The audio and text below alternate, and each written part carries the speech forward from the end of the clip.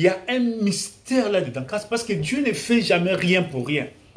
Dieu ne fait jamais rien pour rien. Chaque chose que Dieu fait, même les signes, même les contextes, même l'emplacement, a toujours un langage prophétique. Tout ce que Dieu fait a toujours un caractéristique, un langage prophétique. L'emplacement, le lieu, les gens, la personne, la couleur de la personne et tout ça.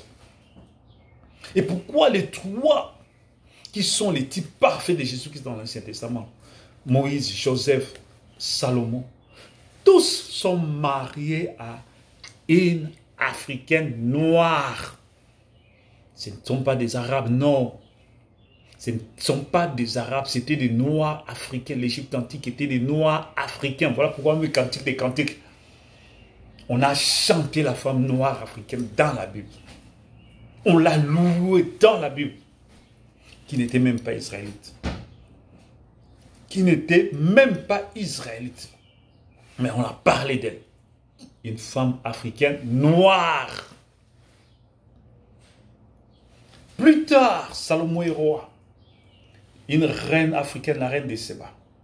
Que même notre Seigneur Sauveur Jésus, quand il était sur la terre, a parlé que la reine de Saba est venue de loin pour venir voir les dons de Dieu. Il était en mission d'investigation pour connaître qui est ce roi. Il est venu avec des questions.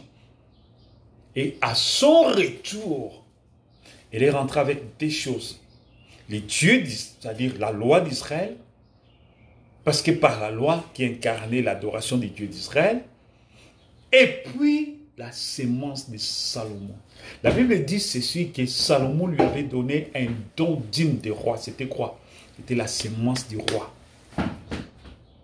Aujourd'hui, après l'ouverture du 7e sceau, les seuls juifs qui sont reconnus de la tribu de Juda, parce que le 7e sceau révèle et positionne chaque enfant d'Israël. Quand le 7e sceau s'est révélé en Israël, les juifs aujourd'hui ne savent pas s'ils sont de quelle tribu, sauf les seuls juifs qui sont nés de la reine de Séba, que les enfants d'Israël sont allés étudier, ils ont trouvé que leur maman était venue avec la loi de Moïse, qu'ils sont continuellement persévérés dans ça, ils ont gardé cette statut. Et vers 1990, Israël avait envoyé des avions avec l'opération Salomon, l'opération Moïse, l'opération Joseph et tout ça, pour aller les chercher, les ramener en Égypte. Ce sont des juifs noirs. Je ne parle pas des juifs noirs, ça veut dire que les noirs africains sont des juifs. Non, je ne parle pas de ça. Je parle des juifs noirs qui sont issus des tribus de Salomon et de la reine de Saba.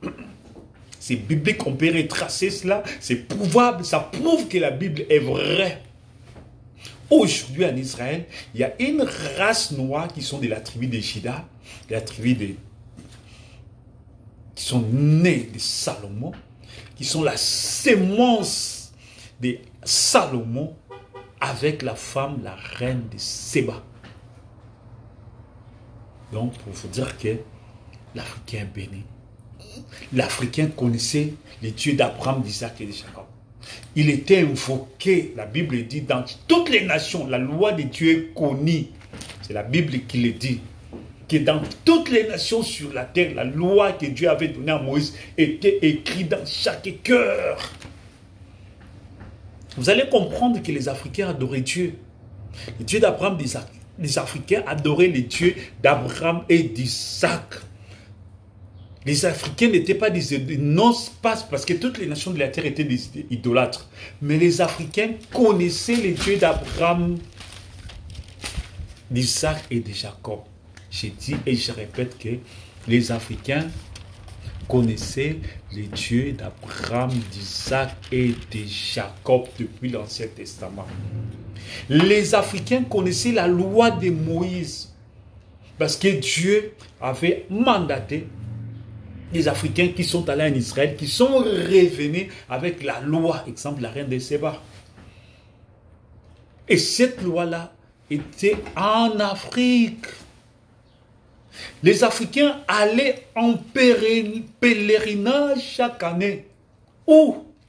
En Israël. les Africains allaient adorer le Dieu d'Israël en Israël.